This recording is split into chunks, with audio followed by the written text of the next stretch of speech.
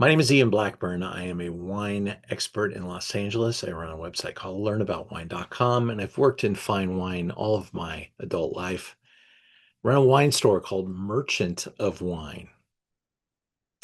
I'm here to talk to you today about Petrus, one of the most collected wines in the world. And I want to just give you the quick takeaways, what to know about this property.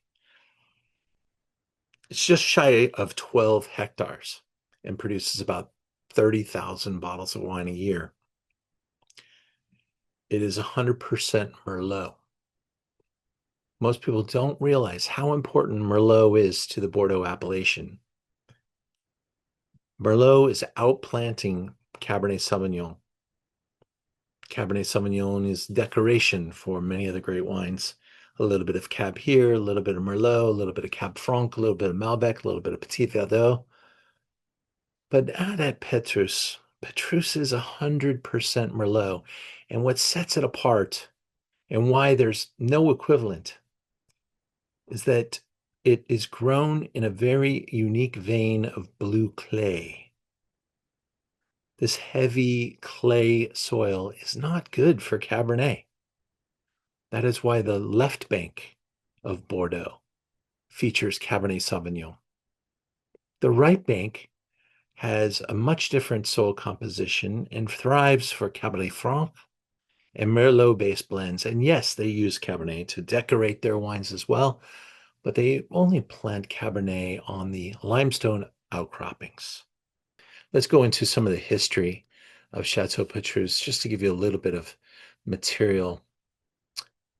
St. Peter, as seen on the label of Chateau Petrus, holding the keys to heaven, couldn't be a more optimal icon for this legendary wine. Madame Lebay, she was ahead of her time.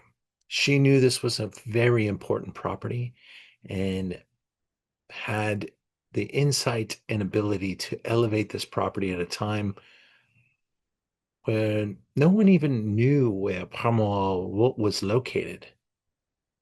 The left bank was classified in 1855, celebrating four houses as first growth Bordeaux. In 1973, Mouton was added as a first growth, giving us five total first growths.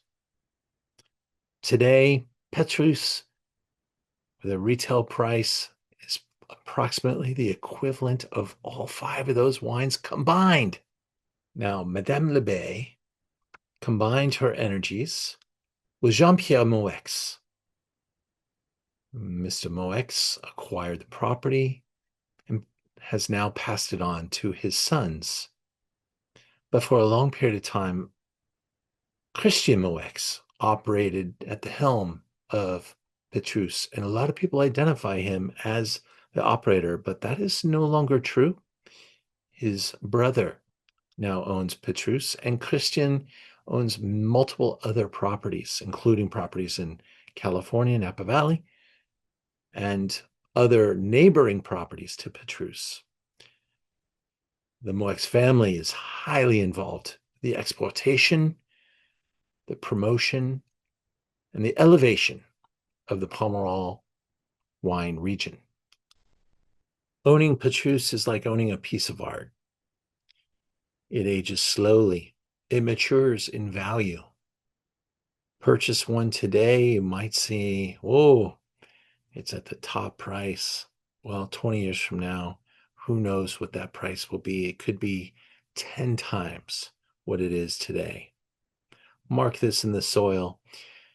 If you were to purchase the 2020 Petrus or 19, you probably pay between $3,000 and $4,000 a bottle.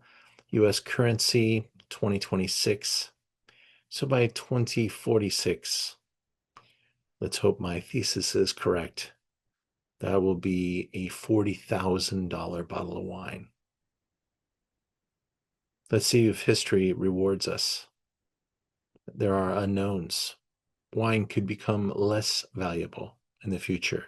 Someone could invent a machine that we could type in the button.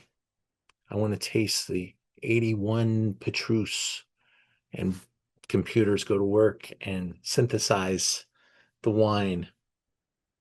That may happen someday. But for now, it's a time capsule. Wine in a bottle from a place. It's a celebration of effort, art, reward, effort, ownership, insight. And Petrus is the ultimate celebration of wine. Visit me at learnaboutwine.com and visit my family's wine store at merchantofwine.com.